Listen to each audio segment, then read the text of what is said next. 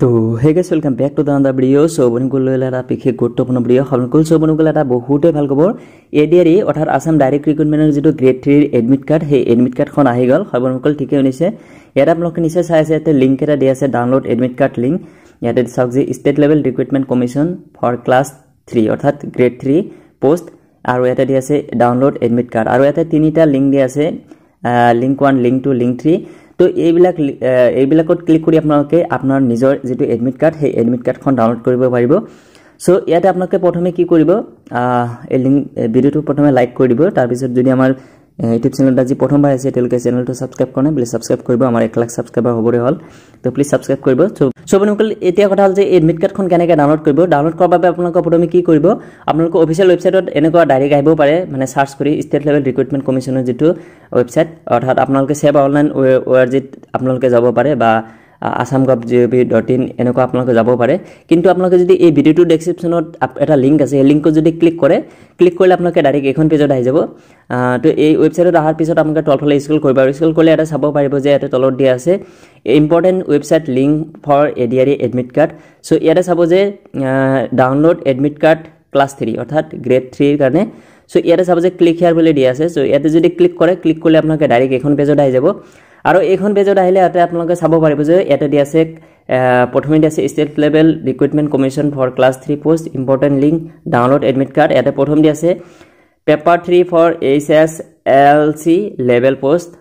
অৰ্থাৎ আপোনালোকৰ যি হায়াৰ সেকেন্ডাৰী লেভেলৰ গ্ৰেড 3 পোষ্ট আছিল সেই কেটাৰ যেটো এডমিট কাৰ্ড হেতু আহিছে যেটো 15 তাৰিখত সেই এক্সাম বিলাক হ'ব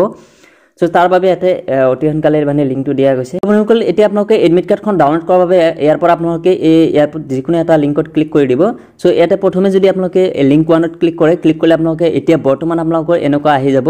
বা যদি সেকেন্ড যেটো লিংক হেতুটো যদি ক্লিক কৰে এনেকুৱা আহি যাব তো এতিয়া কথা হল যে এনেকুৱা কি হৈছে সো বন্ধুসকল আপোনালোকে নিশ্চয় গমে পায় জুৱা ভিডিওটোত মই অলৰেডি কৈছিলো যে আপোনালোকৰ যেটো এডমিট কাৰ্ডখন আপোনালোকৰ যেটো আজি 2 তাৰিখত মানে 11টা AM অৰ্থাৎ ৰাতিপুৱা 11টা বজাত আপোনালোকৰ এই লিংকটো পাবলিশ কৰা হ'ব তো এতিয়া এডমিটত ক্লিক মানে লিংক বাটন কেটা আহিছে যে লিংক 1 লিংক 2 লিংক 3 কিন্তু 11টা বজাৰ লগে লগে আপোনালোকে ইয়াতে ক্লিক কৰিলে আপোনালোকৰ ইয়াতে হেই পাসওয়াৰ্ড আৰু হেৰি আপোনালোকৰ কি এপ্লিকেশন নম্বৰটো বহুৱাৰ অপচন পাই যাব তো হেতু আহিলো মই আপোনালোকক ভিডিও বনাই দেখাই দিম বা জনাই দিম কিন্তু বৰ্তমানলৈকে আপোনালোকে নিশ্চয় গম পালে কেনেকৈ কোড গৈ আপোনালোকে এডমিট কাৰ্ডখন ডাউনলোড কৰিব পাৰিব সো এই প্ৰসেছত আহি আপোনালোকে ইয়াতে ক্লিক কৰি আপোনালোকৰ এডমিট কাৰ্ডখন ডাউনলোড কৰিলে হৈ যাব তো এটি আছিল ভিডিওটোত আৰু ইয়াৰ ওপৰত যদি আৰু বেলেগ ভিডিও লাগে যেনেকৈ আপোনালোকৰ কোনোবাৰ যদি এডমিট কাৰ্ডখন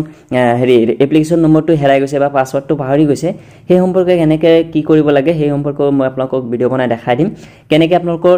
এপ্লিকেশন হেৰাই গলে বা আপোনালোকৰ পাহৰি গলে পাসওয়াৰ্ডটো কেনেকৈ আপোনালোকে ৰিকভাৰ কৰিব তো সম্পূৰ্ণ ডিটেইলছ হতে আপোনালোকক জনাই দিম কিন্তু এটা জানি লওক যে আপোনালোকৰ এডমিট কাৰ্ডখন কেনেকৈ ডাউনলোড কৰিব লাগিব তো নিশ্চয় গম পালে